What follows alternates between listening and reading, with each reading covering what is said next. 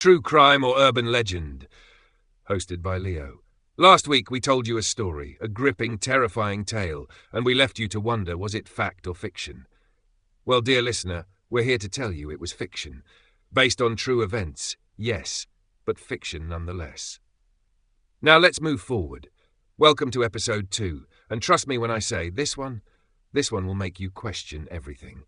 I'm your host, Leo, and tonight we take a deep dive into betrayal, deceit, lust, power, and death. The life of Mark Thompson. Mark Thompson was the kind of guy who looked like he had his shit together. Expensive suits, high-profile clients, and an attitude that said, I know I'm better than you. And the truth? He probably was. Mark wasn't just a lawyer, he was a goddamn force of nature in the courtroom.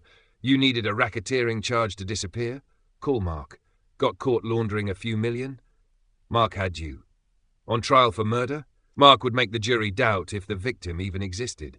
But beneath that polished exterior, Mark was a mess. And worse, he was playing everyone around him. The circle of deception. Mark's friends weren't really his friends. Not in the way normal people had friendships.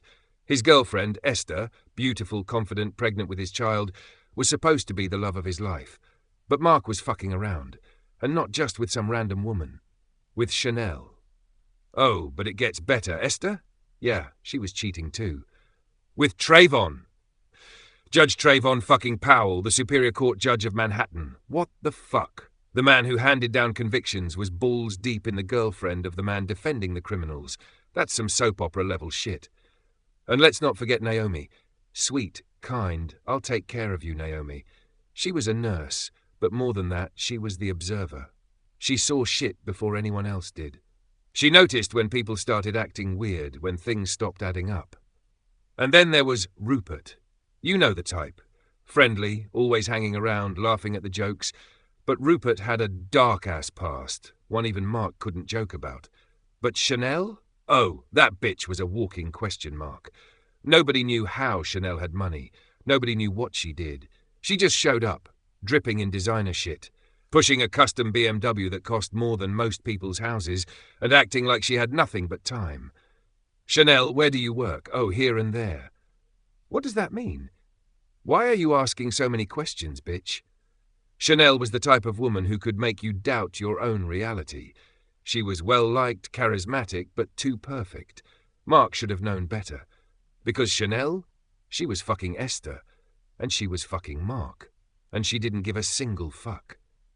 The shitstorm begins. Little cracks in the group started to show.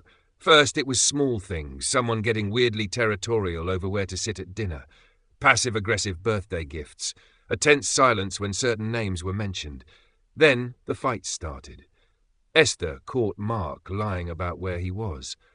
You said you were in court until 7, but Trayvon said he saw you at Del Posto at 6. Mark didn't even blink. Maybe Trayvon should keep his fucking mouth shut and focus on his own shit. Trayvon didn't like that. You calling me a liar, Mark? I'm saying you need to watch yourself, Judge. Bitch. What? And Naomi? She started putting things together. The way Mark never talked about his other friends. The way they would randomly show up, looking like they just stepped out of a crime thriller. Too quiet, too dangerous. Mark, who are these guys? Friends. Bullshit. I've worked trauma wards. Those guys aren't fucking accountants. Rupert wasn't much better. He knew shit about Mark that nobody else did. But Mark knew something about Rupert's past. Something that had been buried for over 23 years. Something Rupert thought was long forgotten. The murder of Mark Thompson. Mark's death wasn't just a murder. It was personal. His fingers broken. His chest burned. His mouth gagged. And his dick? Someone had taken a lit cigar and, listen, you can put the pieces together. Whoever did this didn't just want Mark dead. They wanted him to suffer. The autopsy showed he had been poisoned for months. Months. Which means someone had wanted this motherfucker gone for a long time. The suspects, a shit show of possibilities. Esther, pregnant, betrayed. Was Mark the father? Or did she need him out of the way? Trayvon. The honourable judge who was one bad scandal away from losing everything. Rupert, the man with a past so dark, if Mark knew about it, well, that's reason enough. Naomi, the one who saw everything. and maybe the one who decided to do something about it. Chanel, the wild card, the one with too much money and too many secrets. And then Mark's other friends, the ones who didn't belong in this world of high-end parties and corporate networking events. Who the fuck were they, and why did Mark never ever talk about them?